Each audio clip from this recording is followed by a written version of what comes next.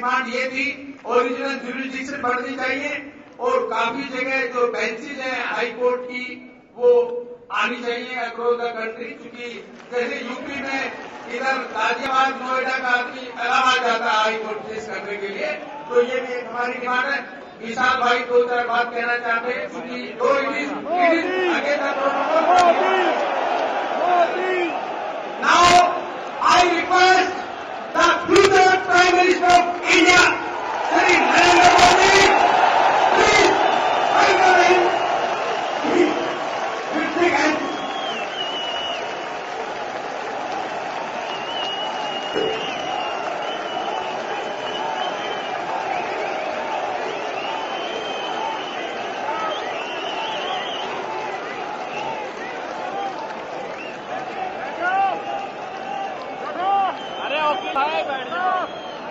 मंच पर विराजमान आदरणीय श्री राम जेठमलानी जी, श्रीमान राजीव खोसला जी, श्री विनोद शर्मा जी, श्री अनिल सोनी जी, श्री लता कृष्णमूर्ति जी, श्री नीरज जी, श्रीमान वाइको जी, मीनाक्षी लेखी जी, मंच पर विराजमान सभी वरिष्ठ महानुभाव और विशाल संख्या में पधारे हुए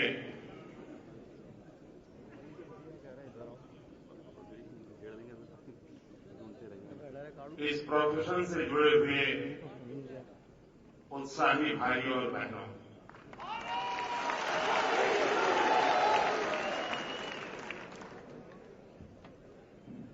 मैं जब इस कार्यक्रम के लिए हाँ कहा और जब मैं आ रहा था तो मन में मुझे ऐसा लग रहा था कि बड़ा गंभीर माहौल होगा।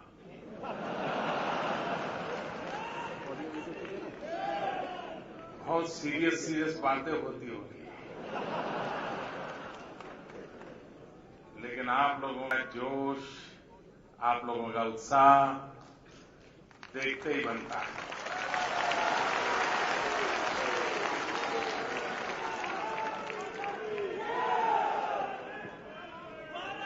दोस्तों, मैं आपका बहुत आभारी हूं।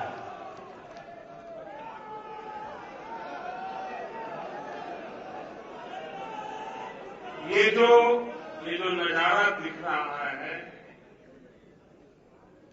ये पॉलिटिकल पंडितों के लिए एनालिसिस करने का एक बढ़िया सा केस स्टडी है।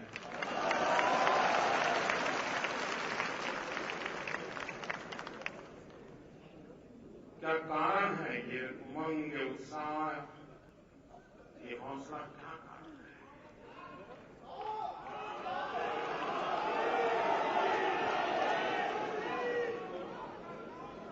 दोस्तों, देश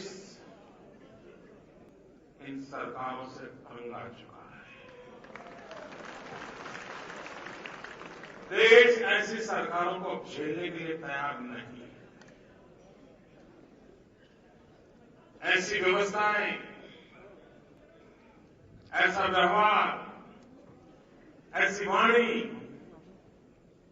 यह देश लंबे समय तक झेलने के लिए तैयार नहीं है। देश तंग आता है।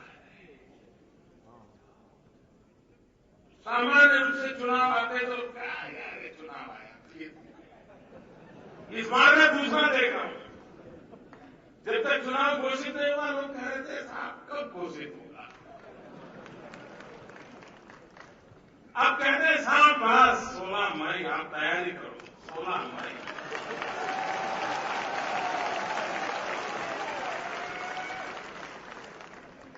अगले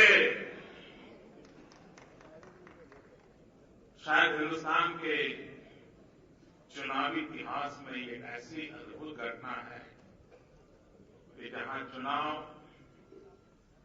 राजनीतिक दल नहीं लड़ रहे हैं, जहां चुनाव कोई व्यक्ति नहीं लड़ रहा है, देश का ये पहला चुनाव ऐसा है जो जनता जनार्दन लड़ रही है।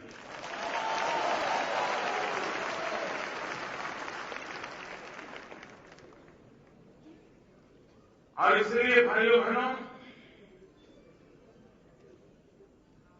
जब इतना सारा लूट चुका है, इतना सारा तबाह हो चुका है, तब मुझसे अपेक्षाएं भी कितनी ज्यादा होगी उसका मुझे पूरा अंदाज है।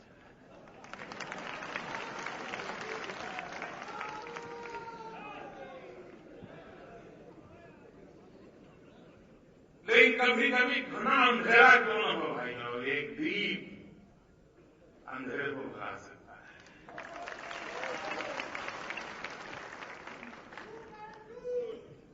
और इसलिए भाइयों बहनों, और जब मैं वकील मित्रों के बीच आया हूं, वैसे मुझे ज्यादा आप मित्रों को मिलने का सौभाग्य बहुत कम मिला है।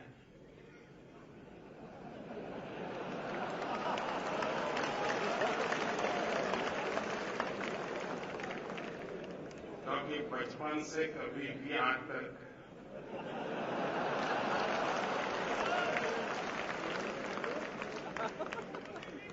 स्कूटर के रॉन्ग पार्किंग का भी गुनाह नहीं किया है।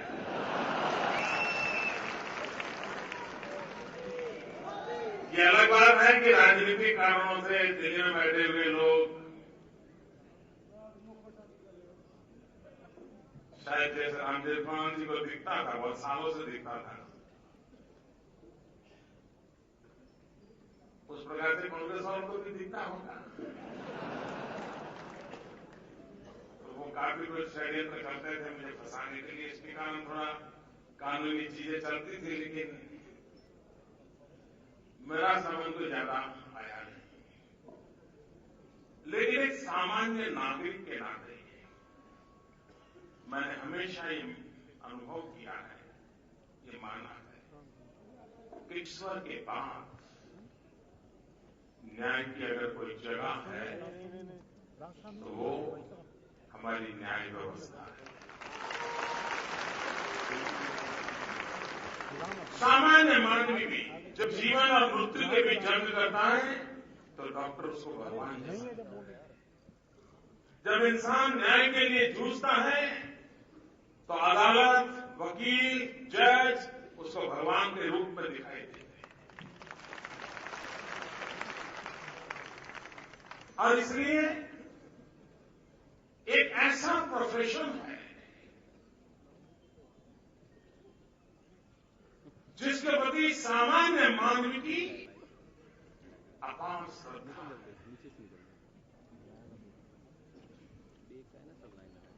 खौसला जी अपना दर्द सुना रहे थे।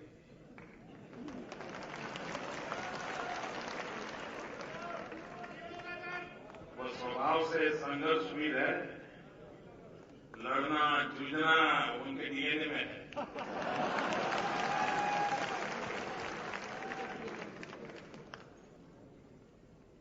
लेकिन लड़ने के लिए भी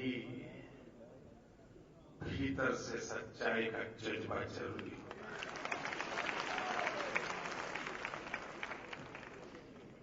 अगर हम हिंदुस्तान के आजादी के आंदोलन की ओर देखें तो हमने देखा है कि ज्यादातर इस प्रोफेशन के लोगों ने आजादी के आंदोलन का नेतृत्व किया है।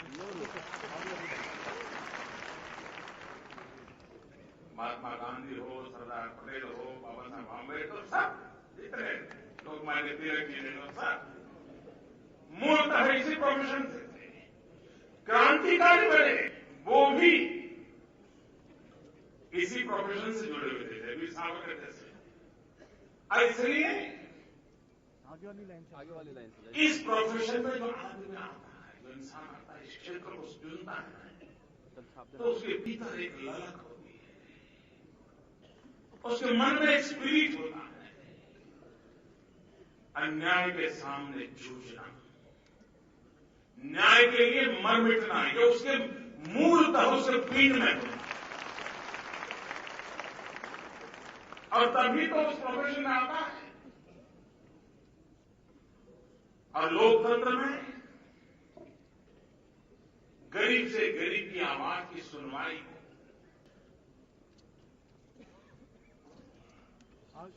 अकेला इकलौता व्यक्ति कौन हो उसको न्याय मिले, ये बहुत स्वाभाविक आवश्यकता रहती है। और इसलिए किसी देश की पहचान जब विश्व के किसी व्यक्ति को पता होगा ये बहुत ही डेमोक्रेटिक कंट्री है, तो अपने आप उसके प्रति देखने का भाव उसका बड़ा बदल जाता है। उसी प्रकार से बहुत ही उत्तम प्रकार की जुडिशियल सिस्टम है, ये जानते ही दुनिया के किसी भी समाज के लोगों को उस समाज, उस देश, वहां की व्यवस्था के प्रति आदर पैदा होता है। और आज हम जब ग्लोबल एरा में जी रहे हैं तब, और दुनिया के में जो स्पर्धा का माहौल है, और उसमें भी जो हमारे अड़ोस पड़ोस के देशों के साथ हमारा जो स्पर्धा का माहौल है, तो दुनिया के जो भी देश, दुनिया के जो भी लोग भारत के साथ अपना नाता जोड़ना चाहते हैं, अगर इन्वेस्टमेंट करना चाहते हैं, अगर टेक्नोलॉजी में इन्वेस्टमेंट आना है, कुछ भी है, तो दो चीजों की ओर वो विशेष ध्यान देते हैं और देशों की तुलना में भारत को महत्व देते हैं। एक, भारत लोकतांत्रिक व्यवस्था को, और दूसरा, भारत की जुडिशियल सिस्टम पर उनका भरोसा है। देर हो रही है उसके लिए शिकायत है, लेकिन हमारे पुरखों ने जो व्यवस्था विकसित की है उसके प्रति आज भी विश्व के लोगों को श्रद्धा है। और इसलिए भले आप एक नागरिक के लिए लड़ते होंगे, आपके पास जो केस आया होगा उसके लिए लड़ते होंगे, लेकिन आप सबकी इस लड़ाई का क्यूमुलेटिव इफेक्ट ये है कि विश्व के अंदर एक पॉजिटिव सिग्नल जा रहे हैं कि भारत एक देश है जहां पर न्याय व्यवस्था पर भरोसा किया जा सकता। और जब ये विश्वास पैदा होता है तो आज ग्लोबल इकोनॉमिक एरा में ये बहुत बड़ी भूमिका अदा करता है। और इसलिए हम लोगों के लिए भारत के सामान्य मानवी का, जिस क्षेत्र का इतना महात्मा है, भारत के सामान्य नागरिक का इस पर भरोसा कैसे बढ़े। और जैसे खोसला जी पीड़ा व्यक्त करते हैं, वो पीड़ा सिर्फ खोसला जी की नहीं है, हिंदुस्तान के हर कोने में वो पीड़ा सुनाई दे रही है।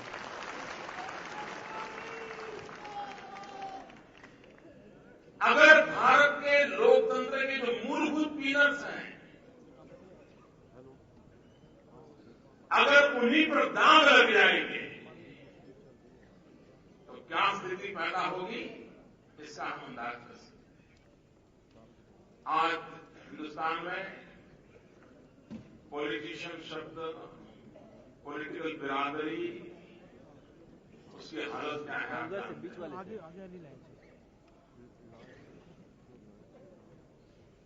अगर इस क्षेत्र को भी दाग लग जाएगा तो लोग किसकी ओर देखेंगे।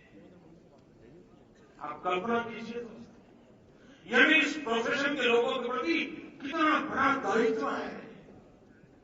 अगर सामान्य मानवी को शासन व्यवस्था पर निराशा हो जाए तो एक दूसरा पिलर बचा है कि जिसके भरोसे वो आशा करता है चलो कल कुछ अच्छा हो जाएगा। अगर उसको चोट पहुंच गई तो कितना बड़ा दुर्दशा हो जाएगी, ये हम सबको चिंता करने का विषय है। बदलते हुए युग में हमने लंबे सिरे से सोचने की आवश्यकता है। वकीलों की चिंता, उनके भविष्य की चिंता, बात सही है कि जो छोटे छोटे गांव में वकालत के विदेश में है, व्यवसाय में है, प्रोफेशन में है, उनकी हालत बहुत खराब है। बेचारे का चेंबर भी नहीं, वैसे ही फुटपाथ पे किसी जगह पे अपना टाइपिस्ट जगह पे बैठता है, कंप्यूटर लेके बैठता है, अपना काम करता है। और इसलिए उनके उनकी चिंता करना, उनकी व्यवस्थाओं को विकसित करना, इस पर सरकारों ने ध्यान देना ही पड़ेगा। तभी जाकर के इस प्रोफेशन को क्वालिटेटिव डिलीवरी की तरफ हम ले जा सकते। हम डॉक्टरों पर ध्यान न दें और अस्पताल अच्छे चले, ये अपेक्षा कैसे की जा सकती है?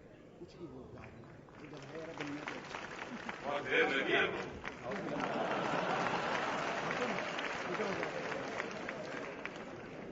लाइव जा रहा है यार, जाना तो क्या करोगे, थोड़ा साइड में हो जाना।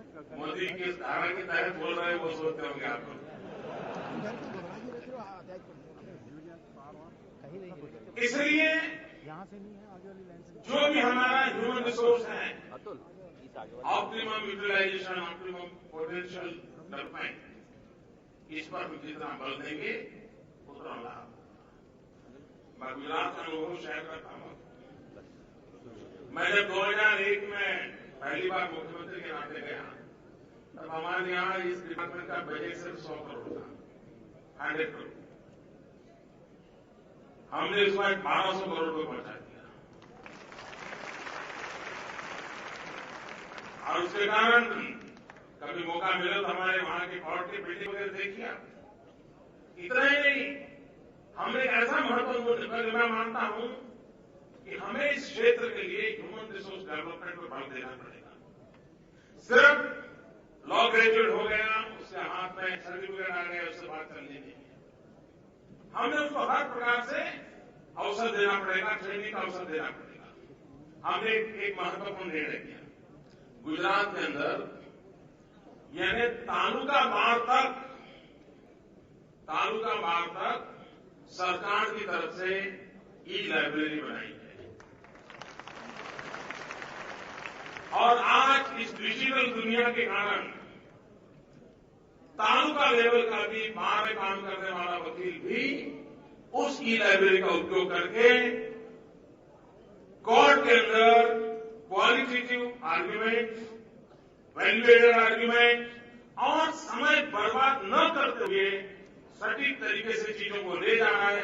अगर तालुका स्तर पर भी पूरी हमारी वकालत की व्यवस्था, न्यायपालिका की व्यवस्था ये अगर वैल्यूएटेड हो, अपग्रेडेड हो, आप देखिए धीरे धीरे ऊपर न्याय की व्यवस्था में बहुत बड़ा सुधार आएगा।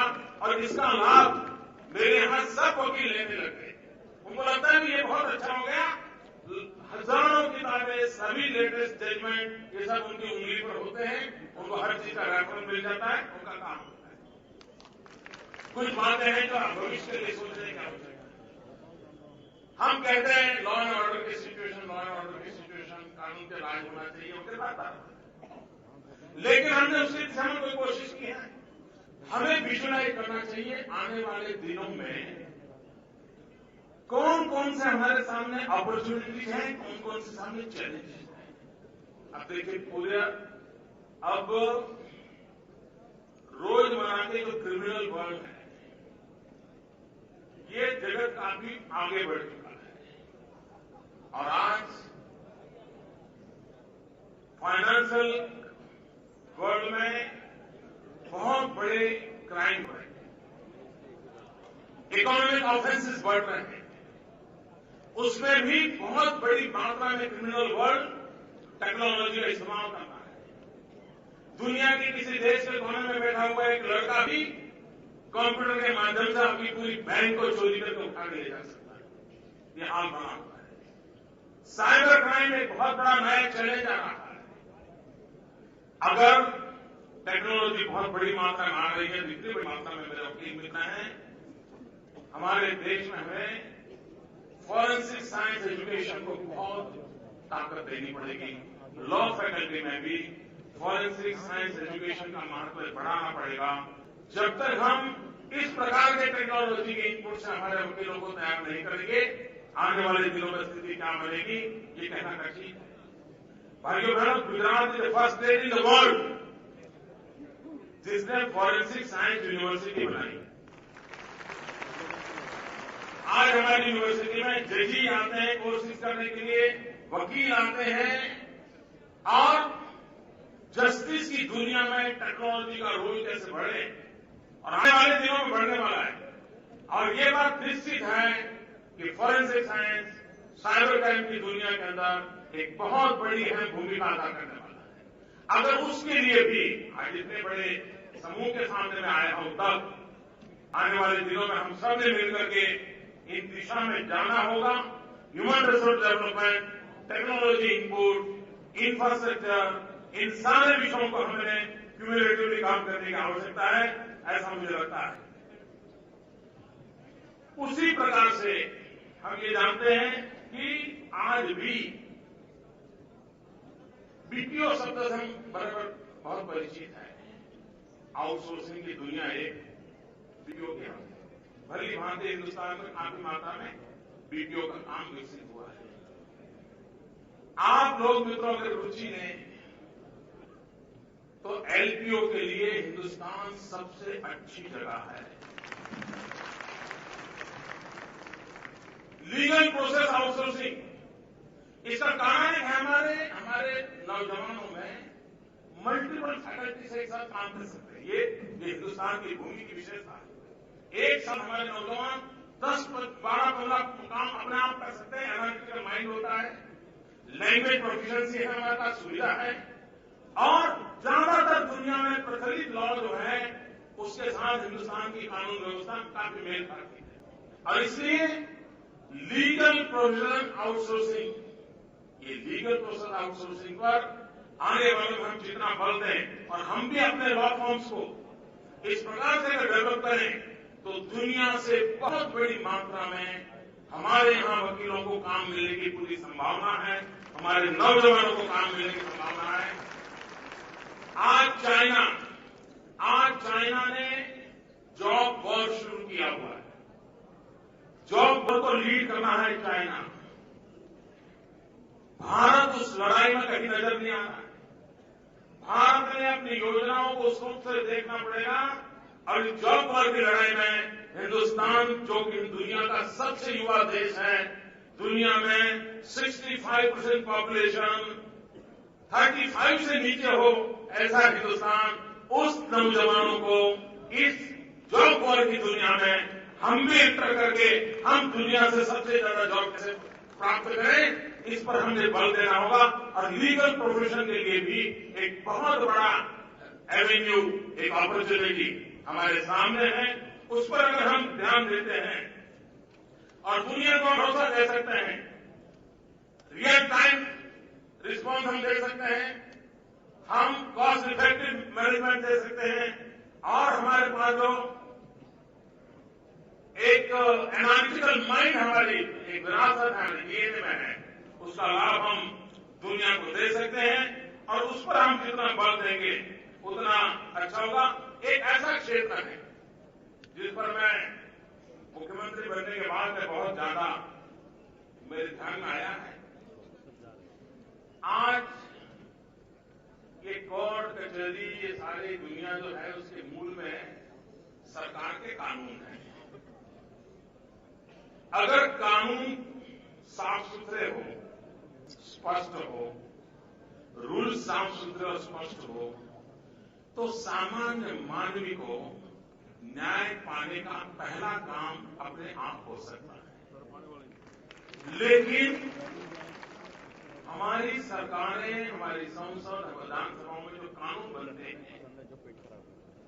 उसमें इतनी एम्बिग्यूटी रहती है, कभी कभी इतनी जल्दबाजी से बन जाते हैं कि बाद में कोर्ट कचहरी में उसका आखिरी निर्णय होता है।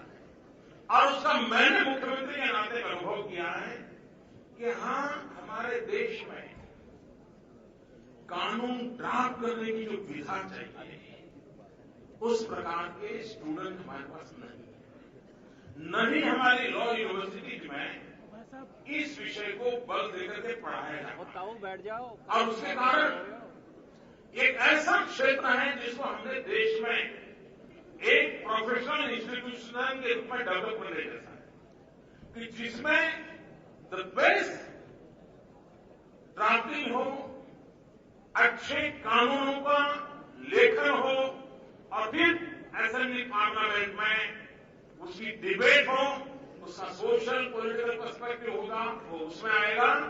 लीगल पहलू है, वो लीगल प्रोफेशन से बाहर आएगा। तो हमारे कानून इतने अच्छे बनेंगे तो हमारी जो आम समस्याएं आ रही हैं वो समस्याएं बहुत कम हो सकती है। आज की जो पेंडेंसी वगैरह चर्चा होती है, हम सिर्फ जुडिशरी पर या तो वकीलों पर दोष देकर नहीं करेगा, पूरी व्यवस्था को नीचे से ऊपर तक हमने साइंटिफिक ढंग से करना होगा तो हम चीजों को कर सकते हैं। और इसलिए इस क्षेत्र में भी बल देने की आवश्यकता है, ऐसा मुझे लगता है। एक बात और मैं कहना चाहता हूं, भारत के विदेश मंत्री कल लंदन गए थे। हमारे देश के विदेश मंत्री का काम है दुनिया में भारत की इज्जत को बढ़ाना, ये पहला काम है।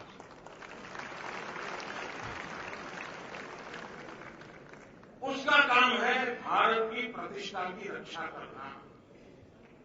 ये देश का दुर्भाग्य देखिए कि विदेश मंत्री विदेश में जाकर के भारत की बेइज्जती करने पर तुले हुए हैं।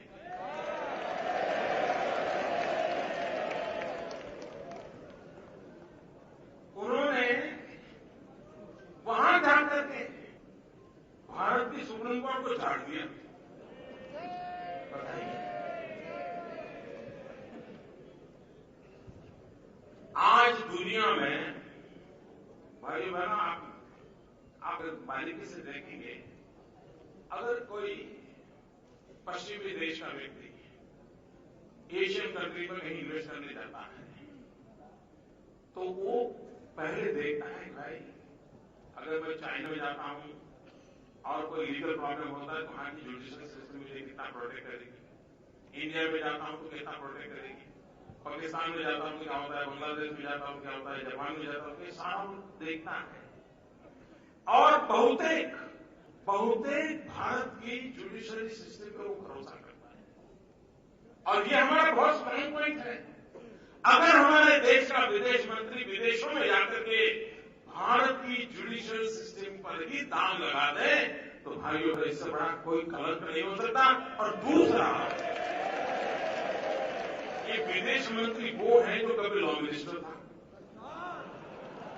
ये देखिए, और ये विदेश मंत्री तो खुद इस प्रोफेशन में था। और अच्छा, उनका वहां शिकायत क्या थी? उनकी शिकायत ये है कि 3 जज बैठ करके ये कैसे तय कर लें कि क्रिमिनल बैकग्राउंड वाला चुनाव लड़ सकता है नहीं लड़ सकता। क्या बात करते हैं, इतना ही। दूसरा मित्रों, सारी दुनिया को आश्चर्य हो रहा है। आप लोगों ने देखा होगा अमेरिका में चुनाव होता है, जब उनका काउंटिंग होता है, बुश जो पहली बार चुनाव लड़े थे, सेकंड बुश फर्स्ट इलेक्शन, तो उनका काउंटिंग 10-12 दिन चला था और लोग परेशान थे, रिजल्ट कब आएगा। हमारे देश में इलेक्शन कमीशन की ताकत देखिए, भारत की में इतना बड़ा लोकतंत्र, इतने सारे वोटर, और 12-15 घंटे में तो पूरे देश का चुनाव का रिजल्ट आया था। उस इलेक्शन कमीशन को वो गालियां देकर के आए, उन्होंने बेइज्जती की हमारे देश के इलेक्शन कमीशन की। वहां उन्होंने कहा कि 3 लोग बैठ के तय करते हैं कि हम चुनाव में क्या बोले क्या ना बोले।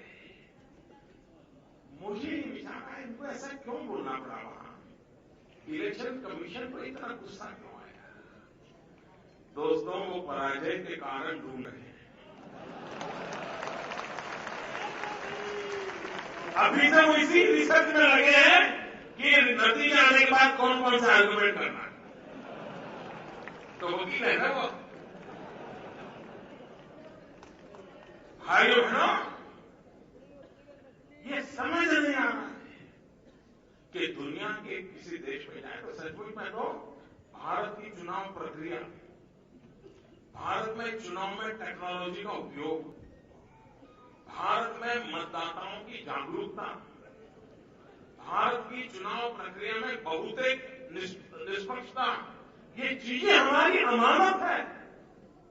विश्व में हम गर्व से कह सकते हैं ऐसी व्यवस्था है। आप उसी में दाग लगा रहे हो।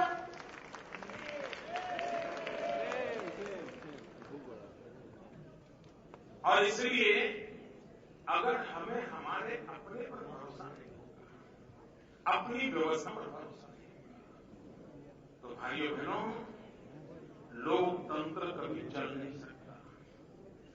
लोकतंत्र की सबसे बड़ी ताकत होती है सैंक्टिटी ऑफ द इंस्टीट्यूशंस।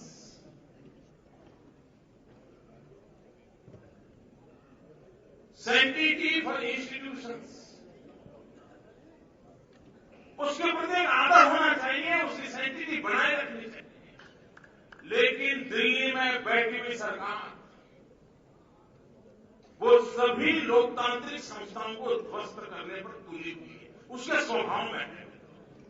और इसलिए ये कांग्रेस पार्टी जो हम कहते हैं कि भाई इनका कोई लोकतंत्र में विश्वास है कि नहीं है, तो मैं बिल्कुल कहूंगा मित्रों कि जिस प्रकार से अब देखिए गवर्नर नाम की इंस्टीट्यूशन, उसका सबसे ज्यादा दुरुपयोग किया होगा तो कांग्रेस पार्टी ने कर दिया है। उसी प्रकार से सीएजी के ऊपर गाली गलौज, उसको गिराओ, सीबीआई का दुरुपयोग, ये सारी ऐसी संस्थाएं हैं, इन संस्थाओं को ताकत देनी चाहिए, उनका सामर्थ्य बढ़ाना चाहिए, वे तोड़ते चले जा रहे हैं। अपने अनुकूल नहीं आएंगे तो निकम्मी। अब उन्होंने हमला बोल दिया है इलेक्शन कमीशन पर, उन्होंने हमला बोल दिया है सुप्रीम कोर्ट के ऊपर। अगर हम हमारी संवैधानिक संस्थाओं को ताकत नहीं देते, उनको सम्मान नहीं बढ़ाते, उनकी सैंक्टिटी पर बल नहीं देते, तो देश के लोकतंत्र के लिए बहुत बड़ा खतरा पैदा होता है। इसका मतलब ये नहीं उसकी कमियां दूर न की जाए, लेकिन कमियां दूर करने के तरीके होते हैं। हर चीज अच्छी होने के लिए अवसर होता है, जहां है वहां अच्छा करने के लिए हर एक के लिए अवकाश होता है। लेकिन अगर हम उसी को ध्वस्त कर देंगे तो हम लोकतंत्र की सेवा नहीं कर सकते। और इसलिए लोकतंत्र ये आर्टिकल ऑफ फेथ होना चाहिए। ये सिर्फ चुनाव जीतने का एक मशीन नहीं है। लोकतंत्र सत्ता हटाने का मशीन नहीं है। लोकतंत्र एक श्रद्धा का विषय होना चाहिए, लोकतंत्र का आस्था का विषय होना चाहिए, लोकतंत्र के प्रति समर्पण का भाव होना चाहिए। तभी तो जाकर के देश कर सकता है। और इसलिए भाइयों बहनों, आने वाले दिनों में हमारे भारत की सभी लोकतांत्रिक संस्थाएं विकसित हो।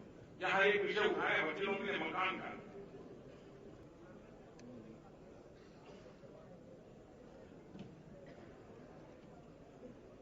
2022 में भारत की आजादी को 75 साल हो गए। 1947 में हम आजाद हुए, आजादी के 75 साल हो गए। व्यक्ति के जीवन में भी 75 साल का बड़ा महत्व होता है, देश के जीवन में भी हो सकता है। अभी से पूरा देश क्यों न ठान ले कि जब हिंदुस्तान आजादी के 75 साल मनाएगा तब मेरा देश ऐसा होगा।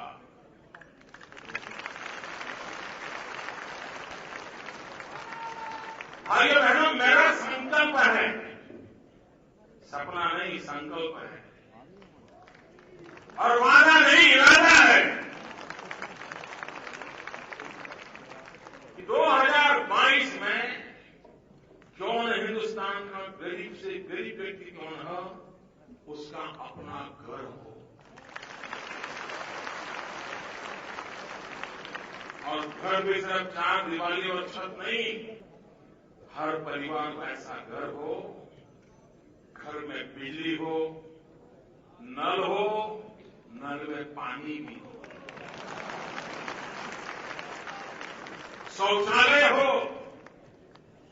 और नजदीक में बच्चों की शिक्षा की और बूढ़ों को आरोग्य की व्यवस्था हो। भाइयों बहनों, आजादी के 75 साल क्या हम इस सपने के साथ नहीं जी सकते हैं? इसको पूरा करने का प्रयास नहीं कर सकते हैं? और अगर इतना भी कर लेना तो आप बहुत बड़ा परिवर्तन ला सकते हैं। कितने लोगों को रोजगार मिलेगा, कितने सीमेंट के कारखाने लगेंगे, कितना लोहा लगेगा, कितने नौजवानों को काम मिलेगा, एक पूरे आर्थिक व्यवस्था को गति दी जा सकती है और हिंदुस्तान का गरीब से गरीब इंसान भी सम्मान के साथ जीना शुरू कर सकता है। ये सपने लेकर के काम किया जाता है।